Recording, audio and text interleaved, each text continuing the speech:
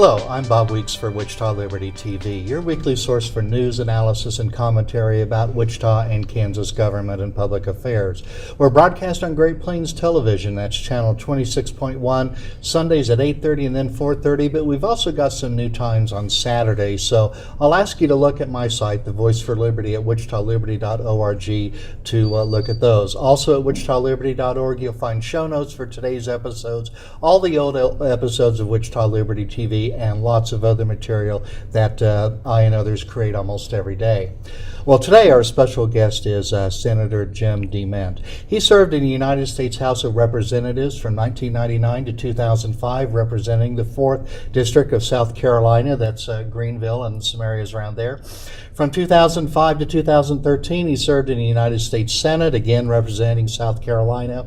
From 2013 to 2017, he was president of the Heritage Foundation, one of our leading think tanks in America, and now he serves as senior advisor to Citizens for Self-Governance, a group which is seeking to call the Convention of States to propose some new amendments to the United States Constitution. With Senator DeMint is David Schneider, who's the regional director for Citizens for Self-Governance.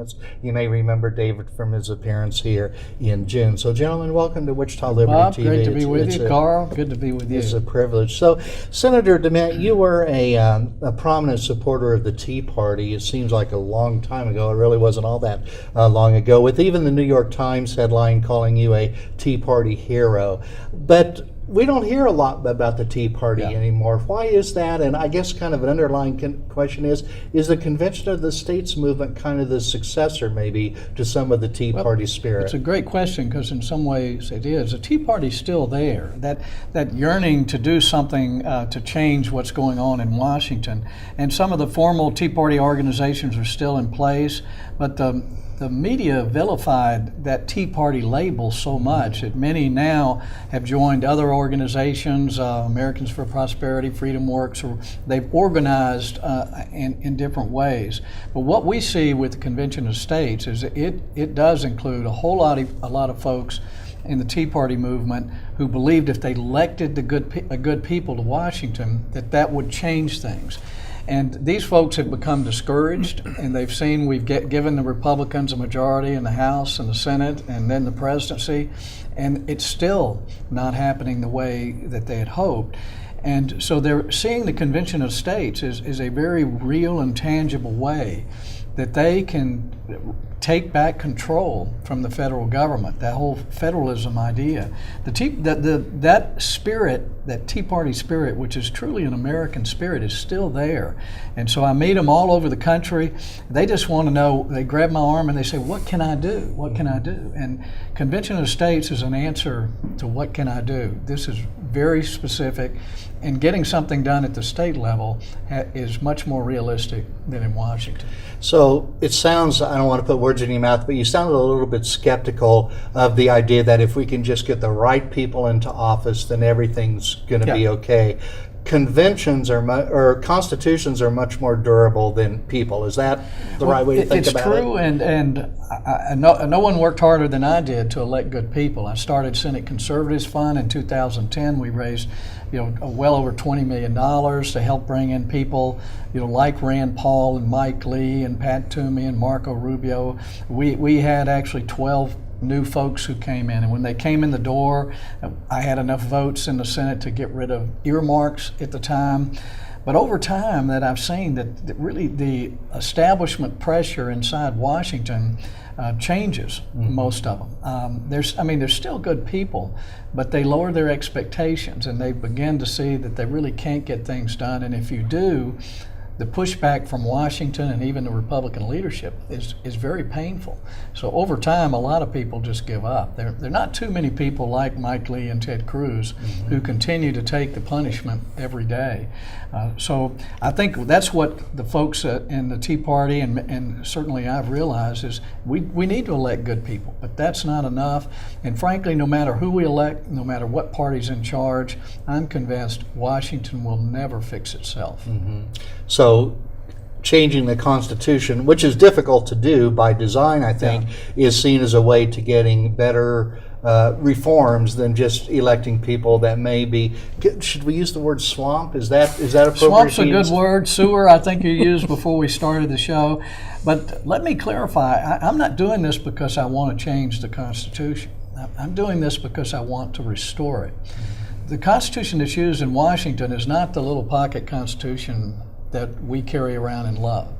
There's a 2,800-page annotated Constitution you can order from the government printing office that is a compilation of all the case law and precedent that has occurred over time. And that's why judges in Congress can ignore the 10th Amendment that says the federal government can only do what's in the Constitution. The rest is left to the states and the people. The way they ignore that is they now use a different Constitution. We need a convention of states to propose amendments that clarify and restore the original limits of the Constitution, that re-clarify what the 10th Amendment really means and throw out all the case law, to clarify what the Commerce Clause means. The Commerce Clause didn't give the federal government the right to run our schools and our healthcare system, but that's what judges have determined over time, as well as Congress. So I like the Constitution the way it was written in the first place, and if all we did is said we were serious the first time, that would be enough. But we have to do something in the form of a clarifying amendment that actually forces the courts and Congress to follow the original intent of the Constitution. Well, let's take our first commercial break today, and when we come back, I think, Karl, you're probably going to ask a question about just what is the Convention of States and what might it end up doing for us. Absolutely. So we'll be back in just a moment.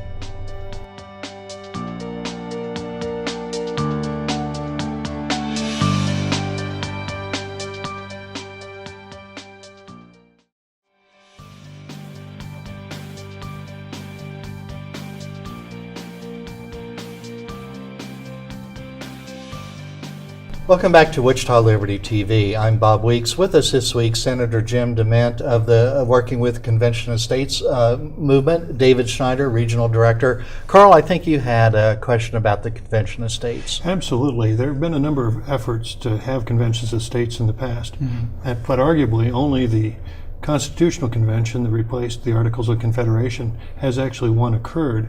Isn't this an awfully high benchmark that you're shooting for, and is it really practicable to try and achieve? Yeah. Well, it was intended to be hard to amend the Constitution. There are only two ways. Congress can suggest them, or states can suggest amendments.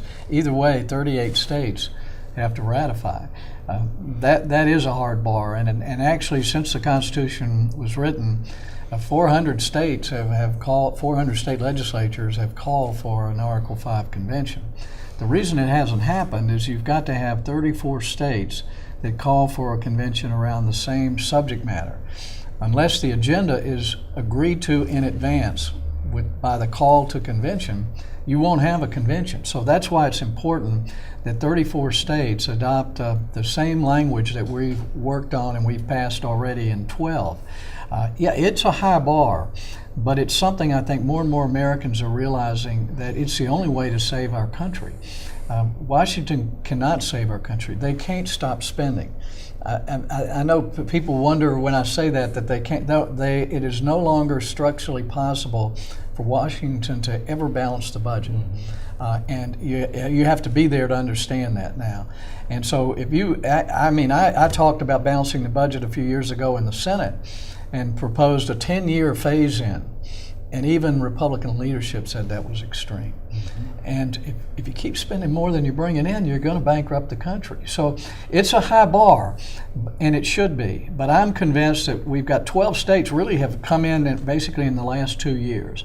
Every day Washington gives states another reason to do this, because Washington has taken more and more control, and they will not give back control. And I think states are starting to see the federal government is going to bankrupt itself, basically destroy our currency, the value of our currency, and then everything we work for individually and as states is going to be wiped out. So we need to get busy, and Kansas is really important to us. It requires a supermajority here.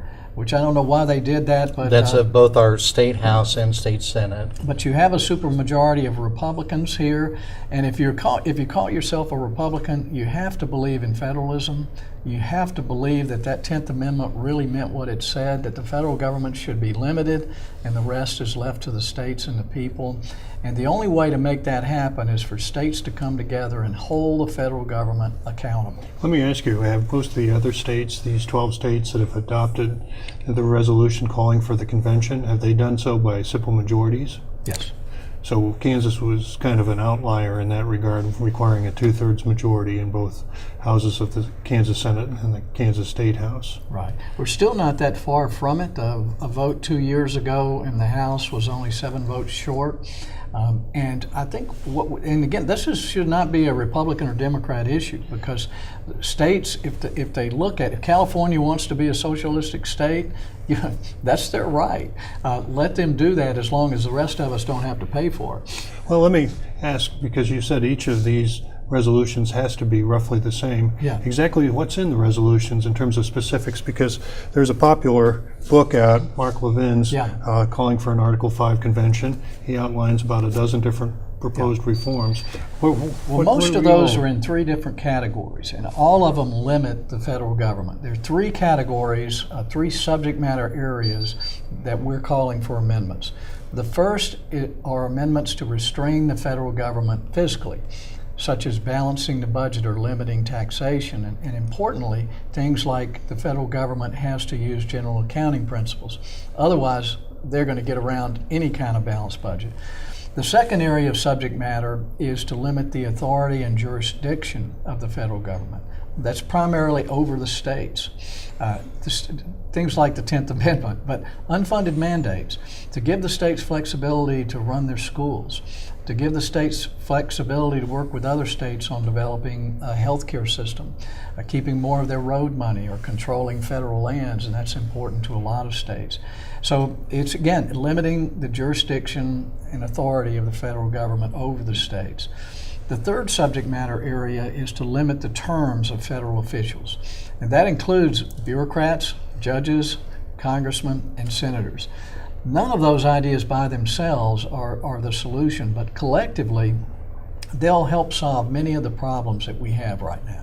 It's interesting how legislatures are very willing to put term limits on others. For example, the President of the United States, our governor here in Kansas, has a 2-term limit. Legislature doesn't have that. So everybody else term limit, but not us there. Senator, let's take another moment off for a commercial break, and when we come back, we'll continue with the Convention of the States.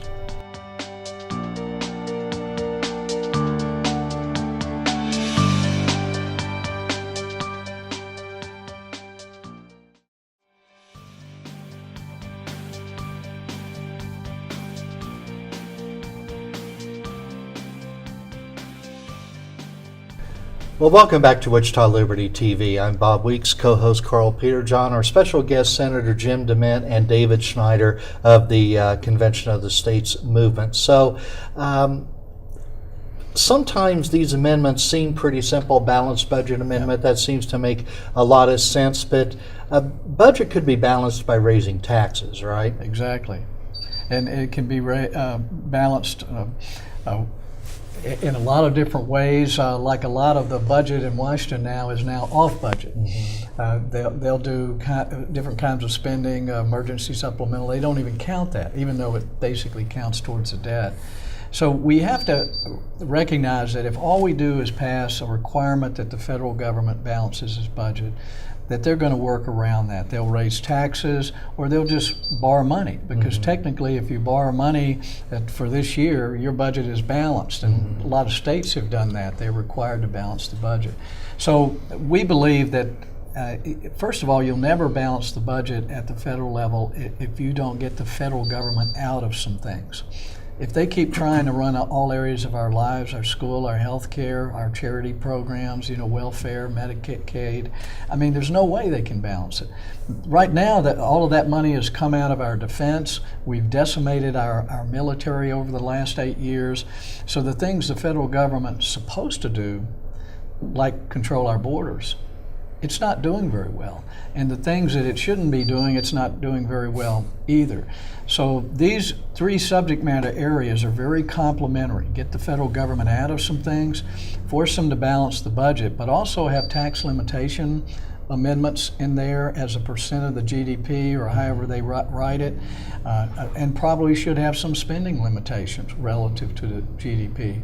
Otherwise, I know from being there, they can figure out how to get around just about everything. And almost every state is required by their constitution to balance the budget, but almost every state is heavily in debt with unfunded liabilities that they've promised for pension plans and Medicaid and other things out in the future. So we've got to make sure we rein in the federal government and put them in some kind of framework that they can't cheat on. I think when David was here, he ran this summer. He ran through kind of what the mechanism of all this would be, and I'll put a link to that so people can watch again. Great. But some of the criticisms that we see are that there could be a runaway convention. And I think you've alluded to this agenda, but even conservatives are concerned that if you get a bunch of people together, they could start passing amendments to do all sorts of things that conservatives, lovers of liberty, would not be happy with. That can't happen. I mean, before I thought a lot about it and really looked at how Article 5 was structured and a lot of the historical precedent, that was kind of in the back of my mind that we shouldn't have a constitutional convention. Article 5 is really not about a constitutional convention. It's about a convention to propose amendments. And those amendments have to be specified in advance. And it doesn't make sense to think that 34 state legislatures will call for a convention around specific subject matter. They're the ones who send the delegates. Most of the delegates will be the state legislators who called the convention. A perk. It does not make any sense to think they will go and do something different, and then the states that sent them will ratify it.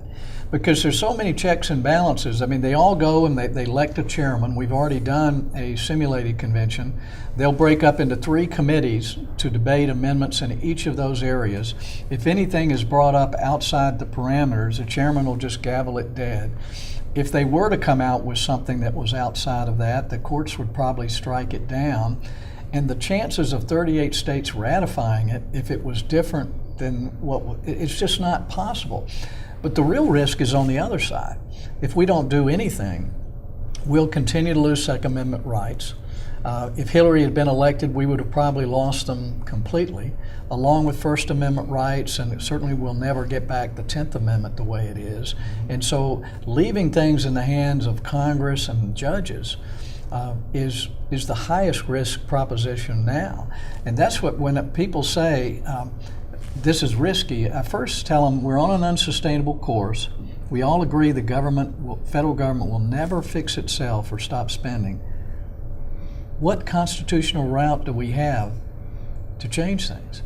The founders envisioned this and they gave us Article 5. But Senator, don't we have a continuing constitutional convention at the moment, and it's called the United States Supreme Court? And Congress. Any day Congress can propose an amendment. That scares me more than the states.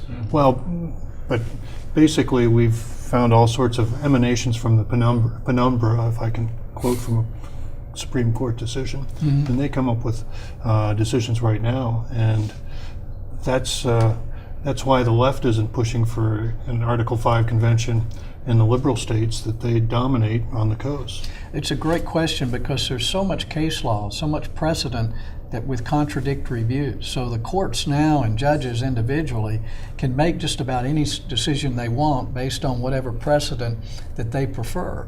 And I think for me, a large part of this convention is basically to throw out a lot of case law with a clarifying amendment that restores that, because now you can't really say the courts aren't following the Constitution. They're following what they believe is the case law related to the Constitution, which gives them no limitations. We've got to restore that. I believe that the courts and the Congress and the President will follow a clear amendment about the 10th Amendment or about the Commerce Clause that was basically there just to allow the federal government to make sure that states didn't charge each other tariffs, to make sure commerce worked. But it had nothing to do with states running, taking over property rights, running schools, because now the Commerce Clause can apply to just about anything. Yeah.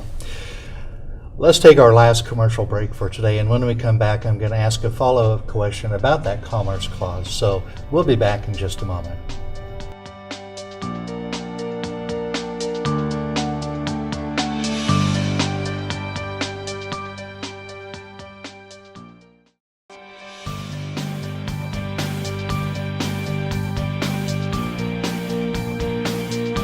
Well, welcome back to this last segment of Wichita Liberty TV. For today, I'm Bob Weeks, co-host Karl Peterjohn, our special guest, Senator Jim DeMint, and David Schneider of the Convention of States. One quick question to you, Senator, then I'd like to have David talk about some specific things going on in Kansas.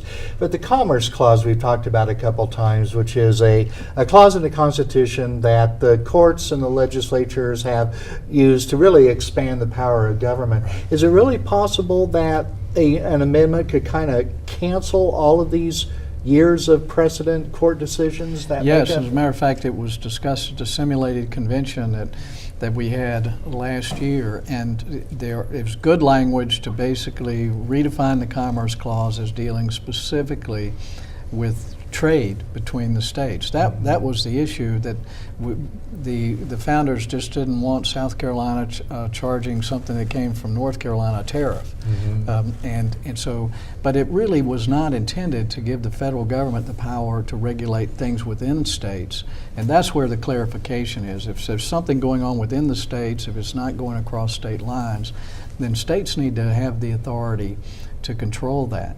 And if states do the wrong thing, that's bad for the people who live there, but it doesn't affect the other 49 states. And eventually the people living in that state, they'll look across the border and say, why don't we do it the way they do? The problem is when we do it wrong in Washington, we do it wrong in all 50 states. And that's what we have to limit, and that's what our founders intended us to limit. Yeah. Well, David, being involved in a number of states, including Kansas, your home state here, we're getting ready for a new legislative session and a new governor and a campaign for maybe yet another new governor next year. How does the Convention of the States play and interact with all these activities? Well, we are gearing up for the next legislation season. We're going to be starting our resolution in the Senate this year. Senate President Susan Wagle is actually going to be championing this effort in the state Senate. So we're looking to go through the Senate this year with that supermajority that we're going to need, and hopefully gain some momentum so we can also get to the House of Representatives this session as well. Who's going to be pushing or leading this effort in the House and Topeka? Believe it or not, the Speaker is going to step up, and he's going to be our champion in the House. So they're making this a caucus type issue. They want the entire caucus to come together and essentially back this initiative.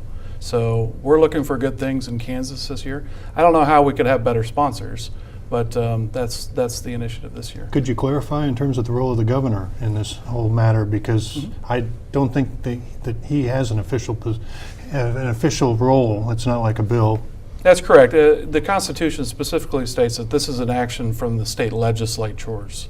So the governor really doesn't have a role at all in this whole process, but it can help to have maybe some support from the governor's office. And quite a few of the candidates that are currently running for that office this next year are in support and actually talking about it when they're asked, and our grassroots are out there asking those questions right now. So it certainly would probably be an issue coming up in this campaign. And you work in a number of states besides Kansas. You mentioned that there have been some successes and maybe not yet successes. How about some of our neighboring states? Yeah, we just passed in Missouri just this year, as well as we passed the year before in Oklahoma. We're really close in the state of Nebraska. We're up against a filibuster there. We've got one or two individuals kind of holding us up, but we're ready to go in January, trying to break that filibuster. Texas just signed on this year as well as North Dakota. So those are all states that I've been involved in. would love nothing more than to get my home state on board this year. And when a state passes the resolution, is that a permanent authorization, or does that have to be renewed once in a while, David? Unless the state puts a limitation on it, it's permanent until the 34th state threshold is met. Oklahoma's case and Missouri's case, they both put limits on there. Oklahoma put a 7-year sunset, and Missouri put a 5-year sunset on theirs. Is there anybody who kind of keeps a scorecard on this officially and says, okay, you know? He does, yeah. Well, I mean. Yes, the Congressional Budget Office, or the Congressional, what do they call it, CRC, Research Council, or actually keeps an official count in Congress. Yes. Well, the question I've heard so often in terms of discussions about a runaway convention, if you go back to our original history, the Articles of Confederation were supposed to be amended, and we ended up with a whole new constitution. And it was interesting because there was a lot of controversy after it was adopted, and without a Bill of Rights that was added by the first Congress, we would have had a very different form of government than we have today if the Bill of Rights hadn't been added. How do you answer the folks who are saying, hey, this can be a slippery slope? Because that is the perpetual comment that I hear when this discussion comes up. Well, I've done a lot of research on this, and actually it's a myth that the states did not want a new constitution. I mean, it's 10 or 12 clearly in the letters that I've seen expected their delegates to write a constitution for a more perfect union. But do keep in mind, this was an interstate convention, the Constitutional Convention, but it was not an Article 5 convention. Because there was no way to amend the article. There was no specific way. So they got together, as they often did in interstate conventions, without completely establishing the subject matter in advance. It's one of the reasons for Article 5, an amendment proposing convention, and that's why we have to agree on the subject matter in advance. So it's a different framework than the original convention. But if the states had not liked what the Constitutional Convention had come up with, all of them wouldn't have ratified it. To say that this was runaway or everybody didn't like they all ratified it, and there are some folks in this country who think it was divinely inspired. So we could use that kind of runaway again, I guess. But again, it's a completely different framework, and for those who say that was a runaway and we came up with something we didn't want, I don't think is historically accurate. But Article 5 lays out the way we do this. The historical precedent tells us exactly how these conventions run. So the idea that we don't know what we do once we get there is completely false. So people are making up a lot of reasons not to do the only course of action that we now have to save our country. Well, it's a very interesting topic, and we'll be watching how that unfolds. So we are out of time. So Senator Jim DeMint, thank you very much, and welcome to Kansas, Karl, by the way. thank you. David Schneider, Thanks, Bob. Karl Peterjohn. Thanks, Karl. That's it for this week on Wichita Liberty TV. Thank you.